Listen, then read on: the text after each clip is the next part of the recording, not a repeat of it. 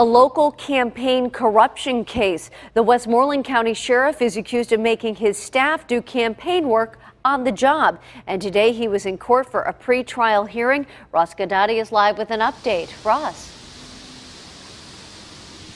Yeah, this hearing had to do with jury selection, not the actual selection of the jury, but what questions the people who would be on the panel eventually would have to answer. These kind of things can get contentious. This hearing was no exception.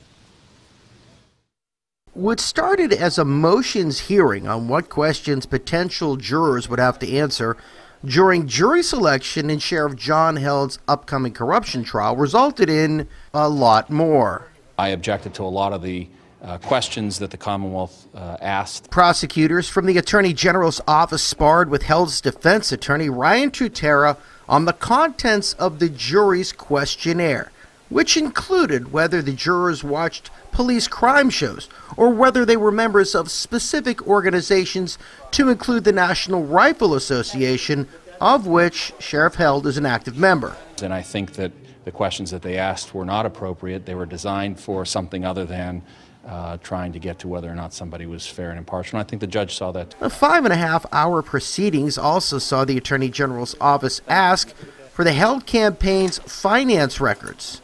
That has nothing to do with what they're alleging. They allege that my client ordered sheriff's deputies to go and campaign during work hours. That's what we all heard at the preliminary hearing. Now they want to expand this into his campaign finance reports. The Attorney General's office prosecutors also asked for information regarding the findings and results of a private investigator hired by Sheriff John Held.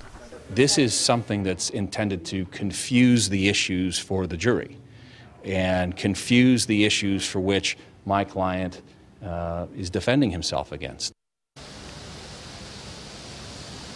All right, now the judge has to rule on the campaign finance records as well as the private investigator's findings, and he'll make a decision before the trial. From here on in, it's about discovery for both the prosecution and the defense, and if all goes as planned, of which nothing has so far in this trial, the trial is set to start on December 3rd.